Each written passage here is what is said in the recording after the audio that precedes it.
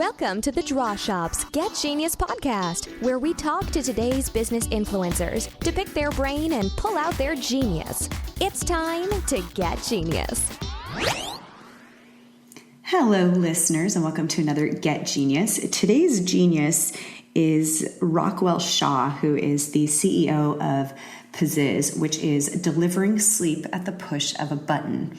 I'm sure there are many of us listening, or we know a bunch of people that just can't seem to get to sleep on any given night. I feel like every other person I talk to is claiming to be an insomniac, or they were up all night, they couldn't turn off their brain. And there's just so many things going on in the world with technology, with business, with life in general, that sometimes it is hard to fall asleep. But Rockwell has this amazing system that you can get right on your phone that puts you to sleep in literally the push of a button. I mean, it happens so quickly, and I have used it myself. What I'm really excited to talk about with him today is how he put this together. It's really interesting because it was actually some material and a process that did exist, but he transformed it into what it is today, which is hugely successful. And people all over the world, celebrities, are like, it's changing their lives, basically. And I think some of us underestimate, maybe not as much as we used to, but the power of a really good night's sleep, and not just once, but consistently every night. Rockwell is just awesome. He's literally helped hundreds of thousands of people from around the world beat their insomnia and get the best sleep of their lives. He's been written about in the New York Times, in Wired, Sports Illustrated. He even presented to the Queen of England.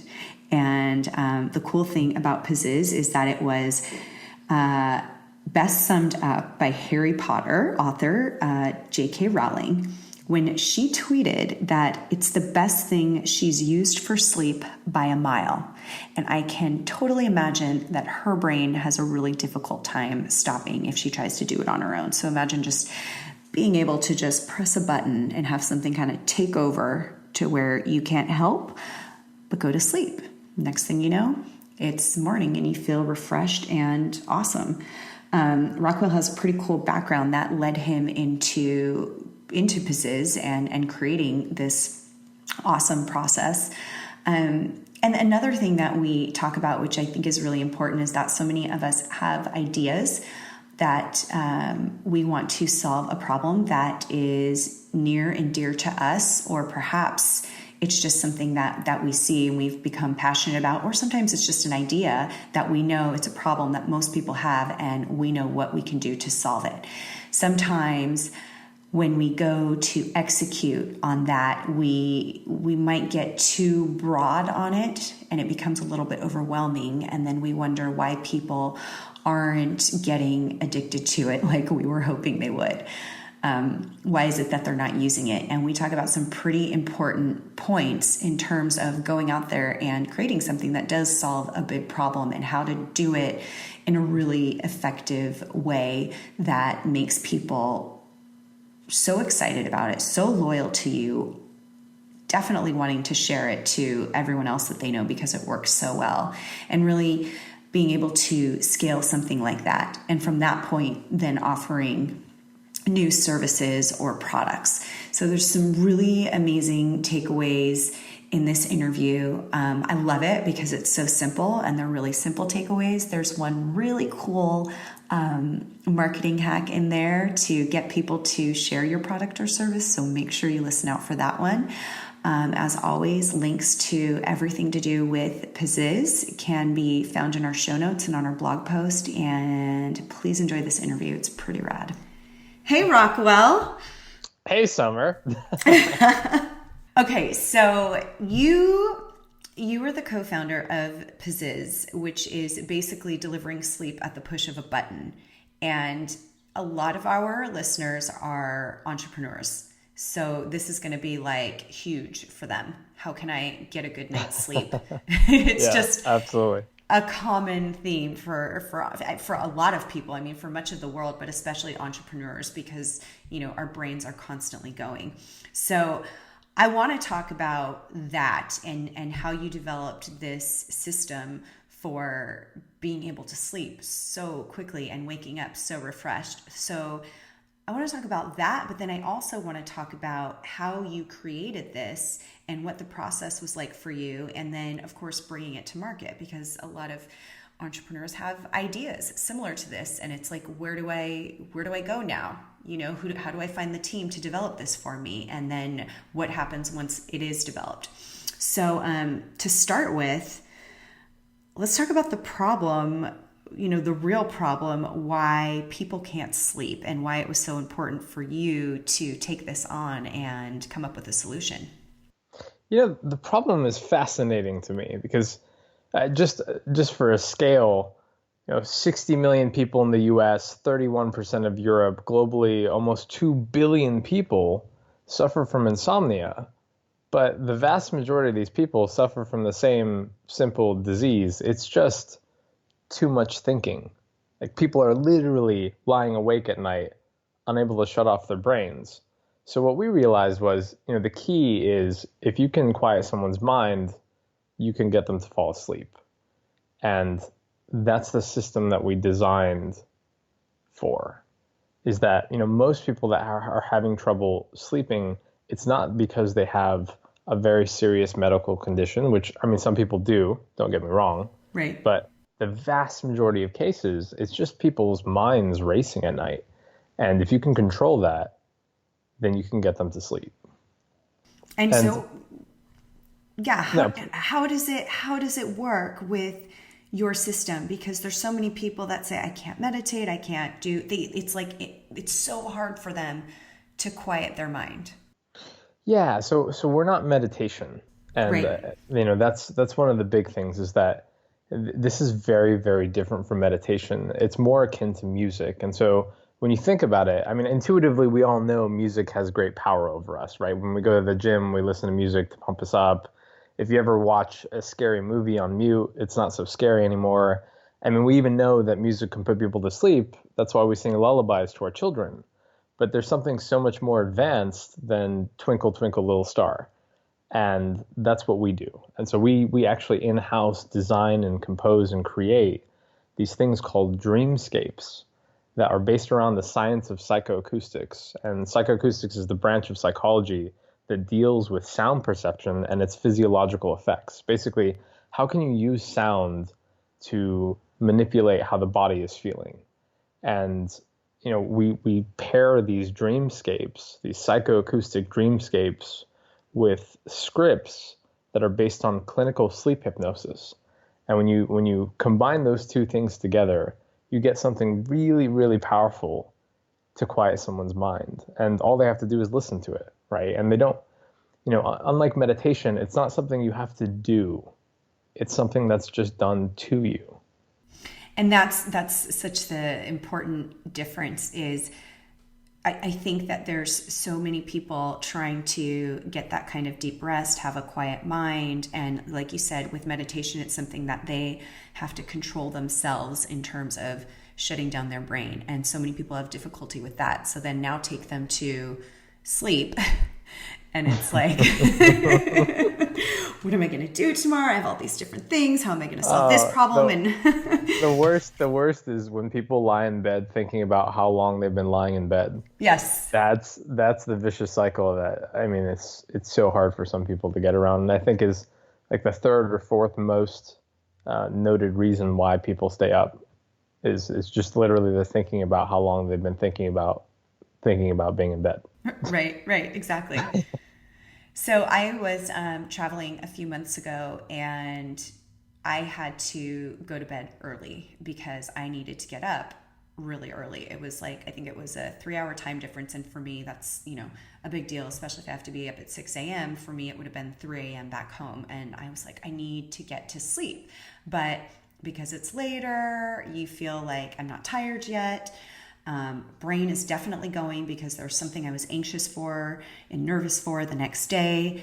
And especially when you have something like a presentation or a talk, something that you have to do the very next day, it's even more hard to get to sleep because you're thinking about everything that can go wrong. And then, of course, like you said, you start calculating, okay, if I go to sleep now, I'll get 7 hours. Okay, I haven't been able to sleep for an hour. Okay, now I can get 6. Okay, I guess I'll be okay on 3 hours, and you're just like having this battle in your brain.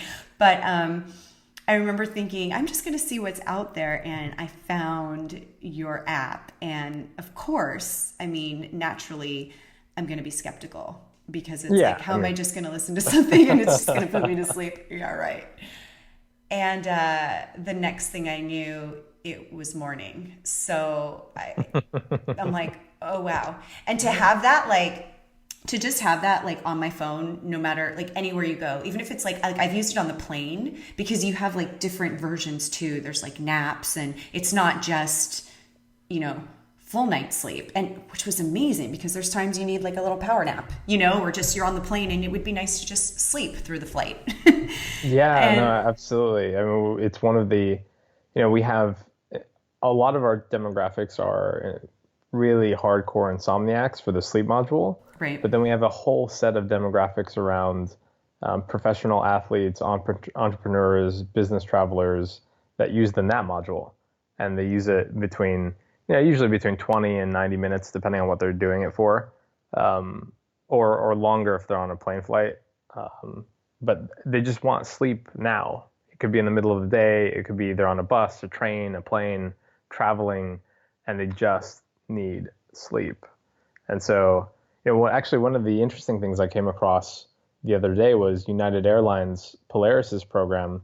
They did a study of all their business class travelers to find out what was the most important thing for a business class traveler. And number one, by far, by a huge margin, was sleep. Wow. And it was really interesting. I found that. Yeah. And it makes sense because it's the worst feeling to feel that deprivation and that exhaustion because you really can't function very well without it. Isn't it amazing what kind of turnaround in the last 10, 15 years society has about sleep? Yeah. It used to be such a badge of honor. I get 4 hours of sleep a night. Yeah, you can sleep when you're dead. Yeah. You could sleep when you're dead. And now sleep has become this new status symbol that, I get 8 hours of sleep. I'm healthy. I'm taking care of myself, and because of that, I'm more productive and happy.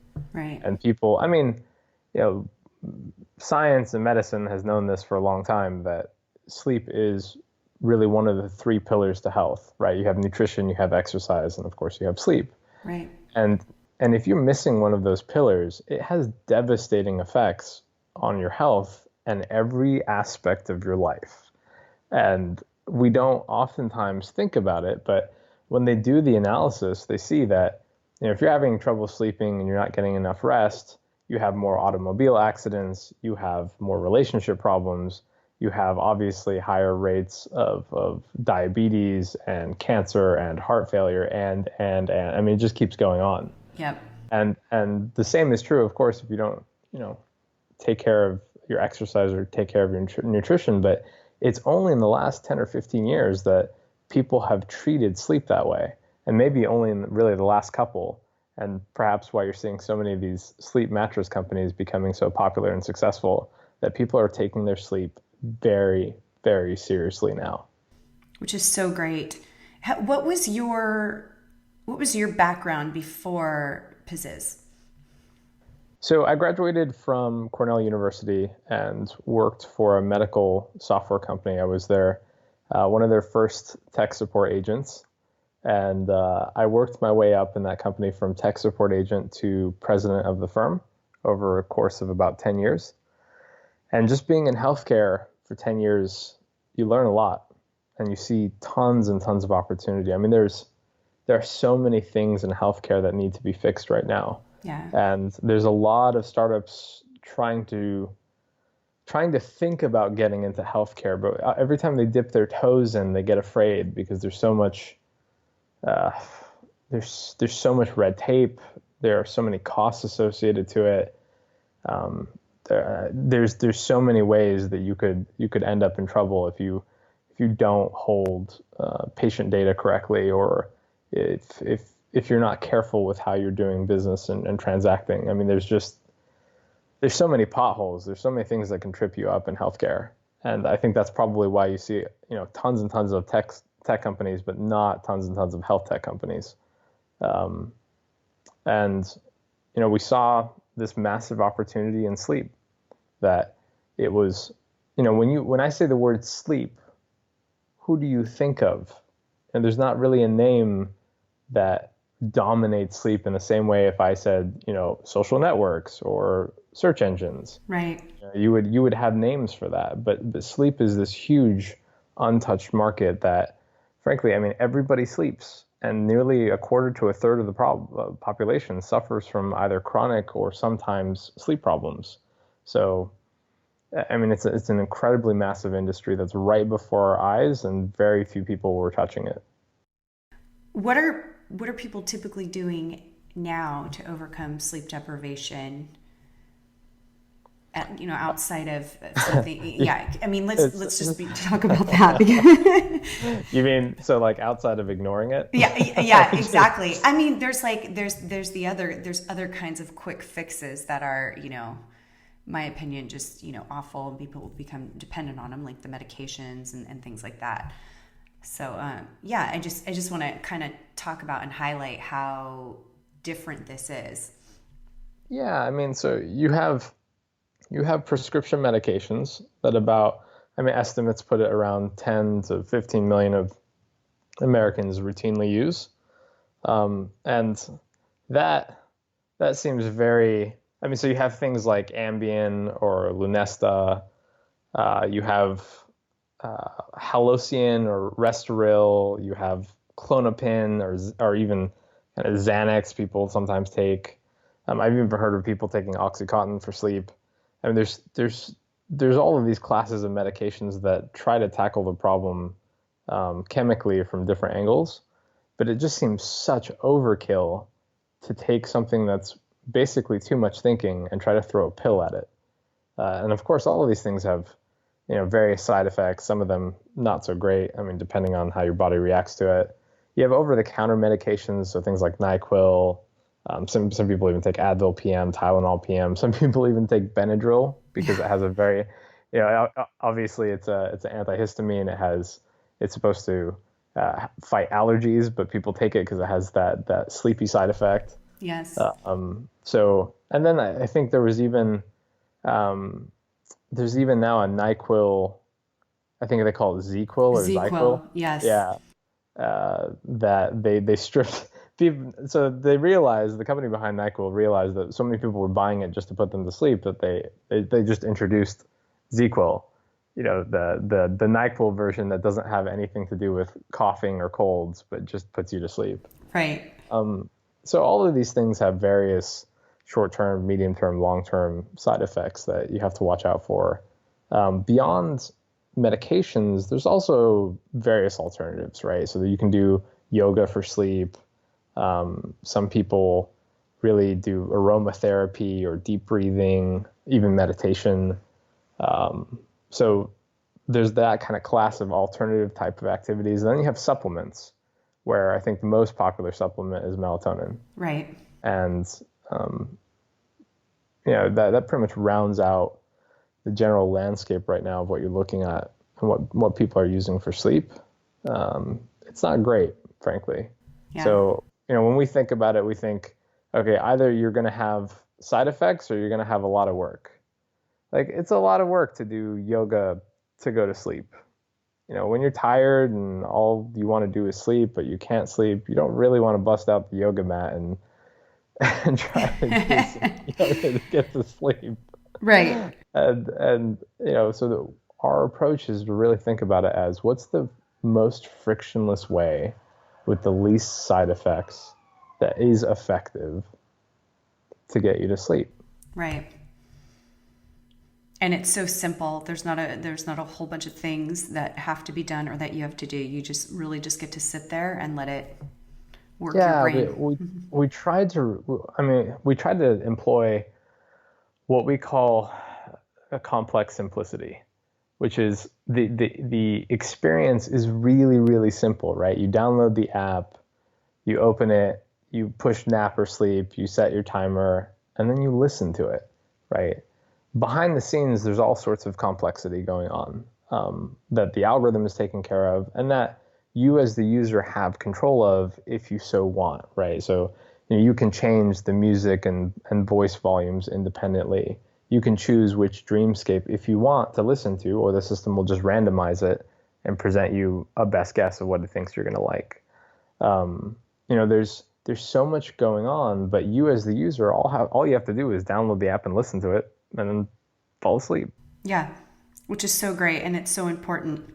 I think as we get into this in a bit, in building your first alpha and actually putting this out there, one thing that I have seen when people come up with these cool ideas is that it's overcomplicated with different functionalities, and it kind of pushes the user away. And the more simple that you can make it is better.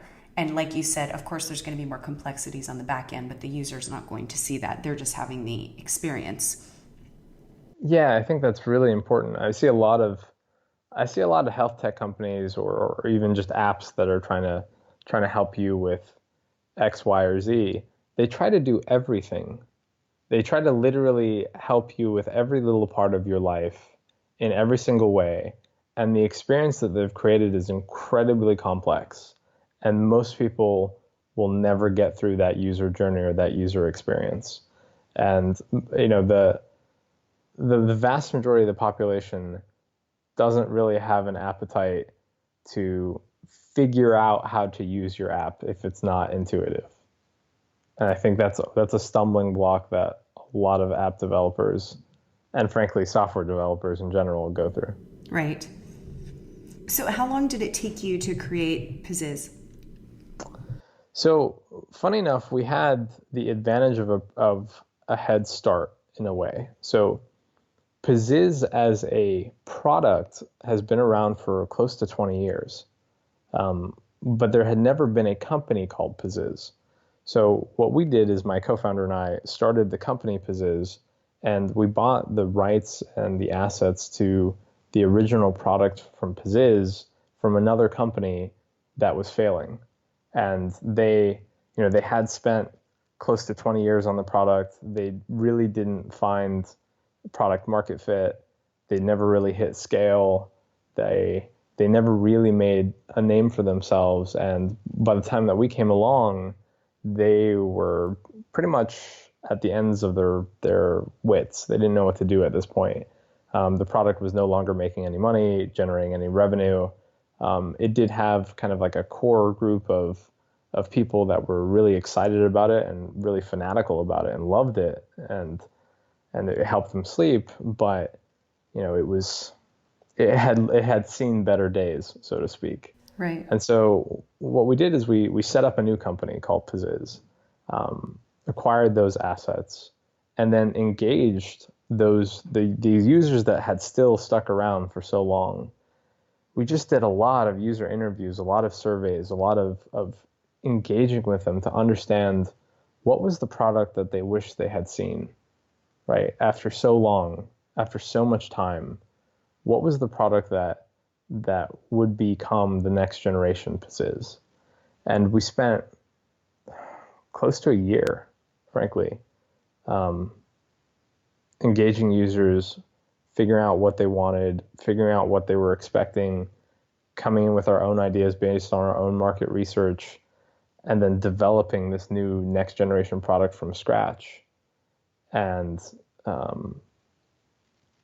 it was such a journey, I have to tell you. There's so many aspects of it. I mean, we set up shop in September of 2015. Okay. And had our full team put together by, I would say, the beginning of February. So it took us from September to February to set up the company, raise funding, put a development team together, put a research team together, put an audio engineering team together.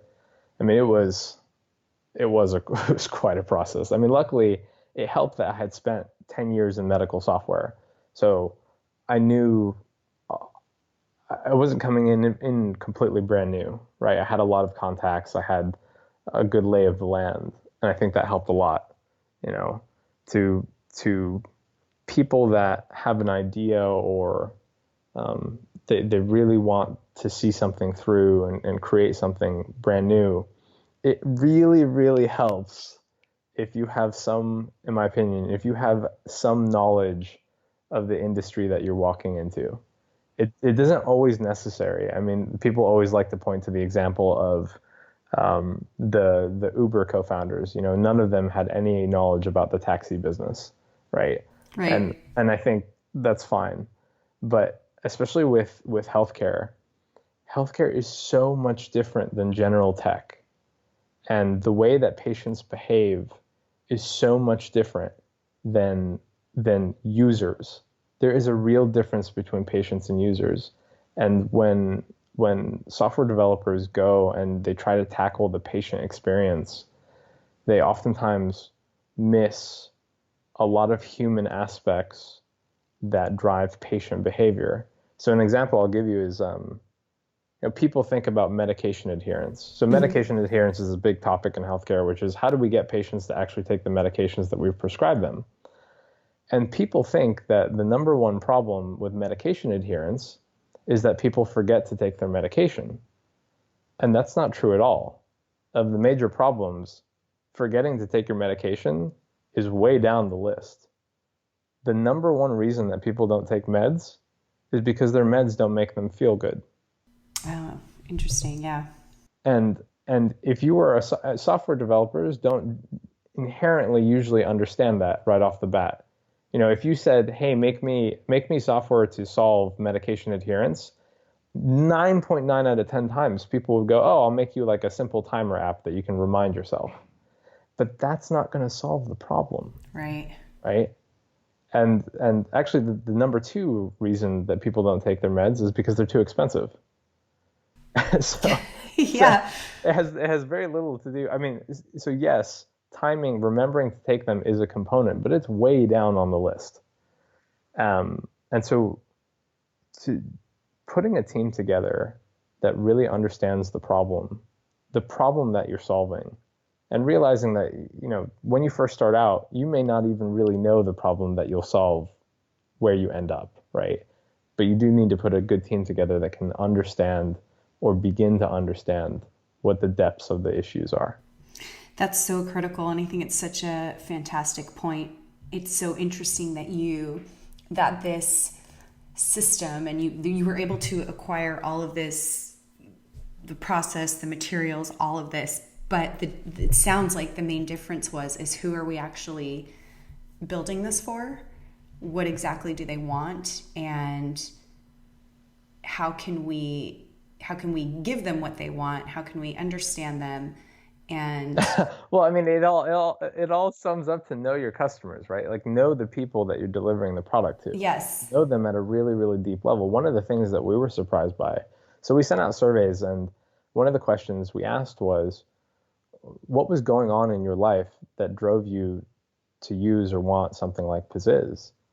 And we did a frequency analysis of the responses. And of the top 5 responses, I would almost guess that nobody would figure this out off the bat. But of the top 5 things that came up, the word death was at the top 5. Wow. And when we looked at the answers from the users that responded, they said that someone, their partner, their spouse, their brother, their sister, their mother, their father, somebody close to them, had recently died, and they couldn't fall asleep anymore. And I can't tell you the feeling I had when I read the user response from the woman who her partner of 40 years passed away. And she said that the man's voice in Pzizz gave her such a soothing, comforting feeling at night because her husband was gone. And I almost started tearing up. Yeah. You read some of these responses of the people, and I get messages from users that say, I have PTSD that causes me not to sleep at night. I was on the brink of suicide, and I found your product, and you Wow. put me to sleep, and I can't thank you enough. And Wow. when you see messages like that, you realize how many how much depth there is to this problem, right? It's not it's not just things like, oh, I have a big presentation tomorrow. It's my husband died, or I suffer from PTSD, or my 13-year-old keeps getting bullied at school and she can't fall asleep until I gave her Pzizz and now she sleeps like a baby. And you just read it and you realize how much depth there is to life. Yes. There's so many scenarios that you could run into in life that affect your sleep and your well-being. And it's almost impossible to design for those scenarios just by thinking them up, just by like sitting at your desk and dreaming what are the potential what are the personas that my users are, right? Forget about your personas. Go talk to them, engage Exactly. with them. You learn so much, and it's so funny, like you said, and I think this happens with, all entrepreneurs, especially when first developing a product or service, is knowing in general what kind of problem you're trying to solve. But then when you actually get that feedback from your market and your users, you start to really hone in and focus on, okay, this is what they really, really want. And this is what we're solving for them. And it's kind of takes it to that whole other level. Yeah, absolutely. I mean, it was really interesting when we first started redesigning the product and we're talking to users and they were talking about, what are the things that they didn't like about the legacy product of Pzizz? Because Pzizz was a hardware device, it was desktop software. They were first generation mobile apps before we came along and redesigned them. Um, One of the things they said was, oh my God, there are bells in the middle of Pzizz. So there's like 30 or 40 minutes in classic Pzizz, there were these bells that would go off and people would wake up because they thought it was an alarm. And Oh, for literally almost 20 years, there were bells in the middle of the Pzizz sequence, and the original developers, the original designers of Pzizz, never listened to customer feedback, like a very simple piece of customer feedback that, hey, don't put chirping birds and bells in the middle of a sequence, right? That right. wakes people up. And it's just, even they missed, after years and years and years, missed very simple details that if all they had done was just talk to users and see how they were feeling and reacting to the product, would have been pretty easy Yeah. to fix, right? But I mean, those are things that oftentimes as entrepreneurs, when we're running around, we're getting tons and tons of things taken care of. We miss the small details that lead to our success. Like if somebody uses Pzizz and they wake up in the middle of the night because of a bell chiming, they're most likely never going to try Pzizz again. Oh, You've now totally. lost them, right? Right. And that, for years they totally missed it. And as entrepreneurs, we totally miss small things all the time that end up dropping customers, losing customers, less user engagement. But it's right in front of our eyes. And if all we did was talk to our users, we'd see that. Absolutely. I think that's so important. I love that we're making this point. Um, what was your experience like bringing it to market? How did you, what was your plan, like your strategy, and then how did it grow so quickly? What do you attribute that to? One of the things is that, we emphasized the user journey and the user experience quite a bit in thinking about how to design the products, but also how to design customer acquisition and bringing more users in. So there's this thing called viral coefficient, right? So for every one user that comes, how many more users come along with them. And it's usually because of referrals that user brings or some kind of mechanism that you get them to bring in more traffic. And there are a lot of tricks to the trade there.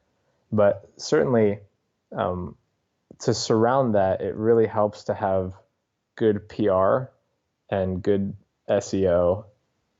And we have those things in spades. So we spent a lot of time building our SEO strategy. We spent a lot of time building our PR strategy, and it paid off in leaps and bounds. We've been written about in the New York Times, Wired, Sports Illustrated, Newsweek. I mean, you name the publication, we've had Pzizz featured in it. And not because we paid anything, but because they just featured us organically.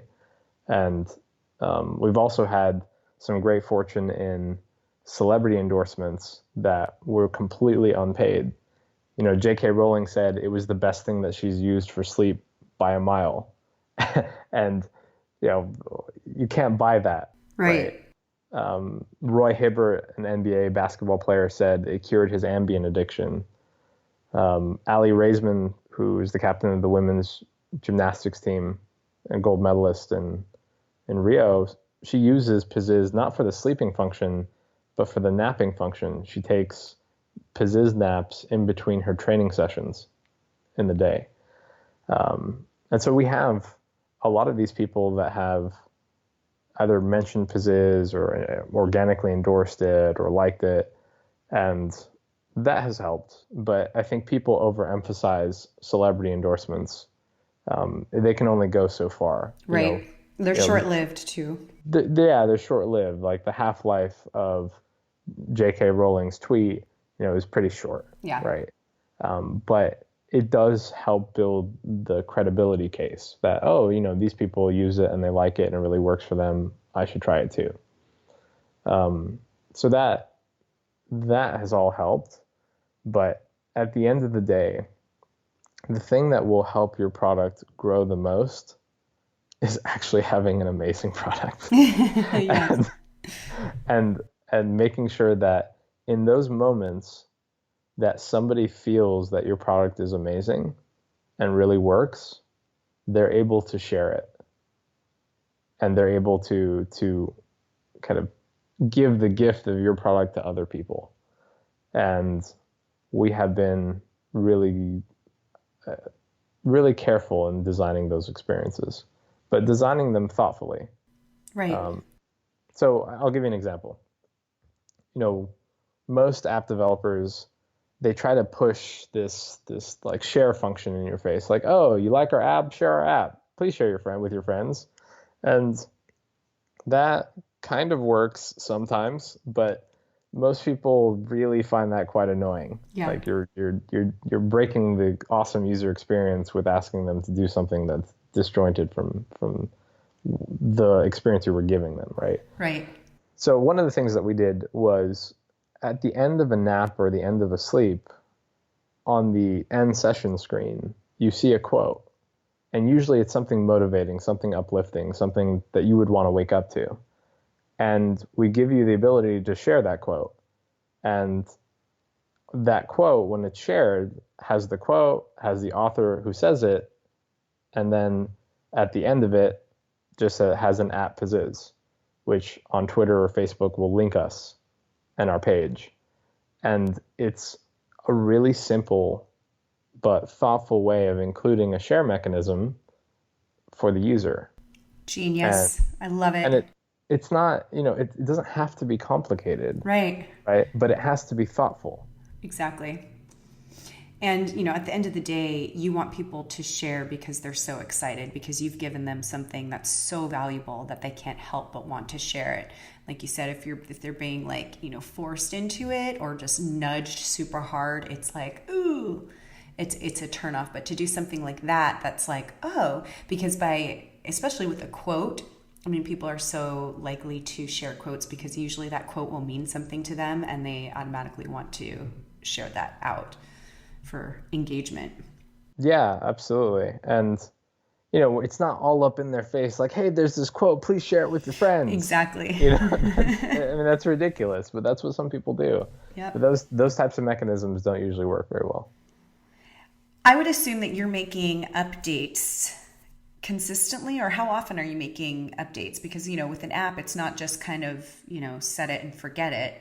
I'm sure with the feedback and user experience, there's always going to be something new and new to update it and make it even more powerful. Yeah, so we're updating Pzizz all the time. Right now, we've committed to once a month. Okay. Based upon the testing cycle and iteration. We push app updates once a month with new features and new content. So the dreamscapes that we talk about, we build a new dreamscape every month and we send it out to the users beforehand so that they can try it out, make sure it works for them, give us comments and feedback. We can then finalize the mastered dreamscape and then put it into the app. But the app updates are the bane of my existence right now for a couple of reasons. And the biggest is, and most people don't realize this, when you submit an app update on iOS, it wipes your current version reviews. So, does it really? Oh, I didn't know that. Okay. It totally wipes your reviews. So there's something called current version reviews, which is the reviews that you see on the App Store, both in the search results and on the App Store page. And then there's something called all versions, which is all the ratings across all versions of your app, which is hidden. Usually you have to click one or two buttons to actually see what that score is. Okay. And the current version score has such a huge weighting on where you sit in the App Store and where the believability and social credibility that somebody coming to your App Store page has about the app. If you look at an app that has 850 4.5-star reviews, that is usually more credible than something that has 2 4.5-star reviews. Right. But what's funny, and it's kind of completely backwards, and I can't wait till they do something about this, but the person that actually has 2 reviews probably recently updated, right? And so they are the ones that are consistently pushing updates to their platform. The person that has 850 reviews, that app has probably not been updated in 9 months or a year, or a year and a half, or however long. And that developer isn't paying as much attention. And so there's this kind of backwards incentive mechanism that there's an incentive to leave your app there and let it garner reviews. Now, luckily, with Pzizz, we don't usually have too much of a problem because so many users love it so fanatically that they will go and review it after every version update. And so usually we'll have 20 or 50 or 100 reviews on there in not too much time. But it still impacts, your App Store optimization, and it's incredibly frustrating. Well, it's so funny because, of course, now I'm listening to you, and normally when I'm doing a podcast, I don't look at my phone, but I was like, I just have to pull up Facebook on the App Store just to see how many reviews it has, because obviously they're updating all the time. And we know that pretty much everyone on the planet, even in different countries, is using Facebook, and there's only 2,264 reviews, which probably happens, in the first 30 seconds of the update. But so that's interesting, and I never realized that. And it says, so now here's one thing though that I did see, and I don't know if you know anything about this, but when you do go to reviews, it will say ratings and reviews current version, and then it has all versions. Mm-hmm. So you have to click on that. But you have to click on it to get that. Yeah. Most people won't do that. Which has 3 million, for Facebook, of course. So that's so interesting. I didn't know. So I'm just kind of looking at that now. Wow. So that is frustrating, especially when you work so hard and you're like, we have 5 stars across the board, I mean, the best advice I can give to entrepreneurs is that, know your customer. Yeah. And then know your acquisition channels. Right. Right. if you start with those two things, most people start with the product, right? And I think that is one of the biggest mistakes. They make products and then they go try to find a market. Yeah. And I'm sure your audience has heard this a million times and this advice a million times, but no matter how many times this advice is given, it doesn't seem to curb what actually happens in the real world, because people just continue to make products and then go find markets. But think about your customers and think about how you're going to get to them. And the product gets a lot clearer after you get those two mechanisms down. Yeah. Because even if you know your customers really well and you build an amazing product, well, that's great, but how are you going to get in front of enough eyeballs to make it scale? And I think, you've proven that with your acquisition and then turning Pzizz into what it is today.